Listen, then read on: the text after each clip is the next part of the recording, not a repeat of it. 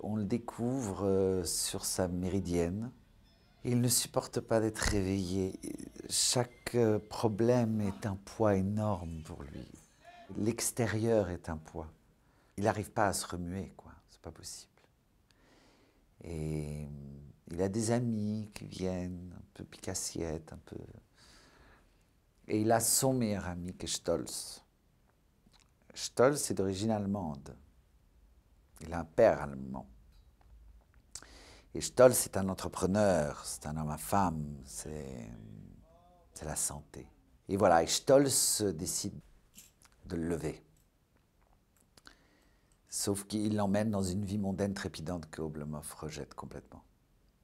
Il dit ça, non, m'intéresse pas. L'Égypte, tu y seras dans 15 jours, l'Amérique dans 3 semaines. Comment toi aussi tu t'y mets, André? Donc j'avais un seul ami, lui aussi devient fou, mais qui c'est qui va en Égypte ou en Amérique? Les Anglais. Bon, mais eux, c'est le bon Dieu qui les a fait comme ça. Et puis surtout, ils ont nulle part où vivre chez eux. Mais chez nous, qui c'est qui pourrait se lancer dans une entreprise pareille? Une tête brûlée, un désespéré, c'est tout. Ah, tu es toujours le même. Mais en fait, il y a toute une réflexion de Gontcharov entre... On est dans la deuxième moitié du 19e en Russie. Il y a vraiment toute une réflexion sur la différence entre la slavitude et l'occidentalisme capitaliste, industriel.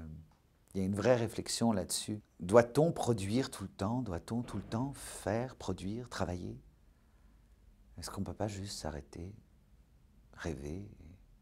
Oblomov va rencontrer l'amour, mais là aussi, ça lui demande de risquer une installation dans une convention aussi. Pourquoi devrais-je être joyeux et comment? Occupez-vous, fréquentez plus les gens. M'occuper.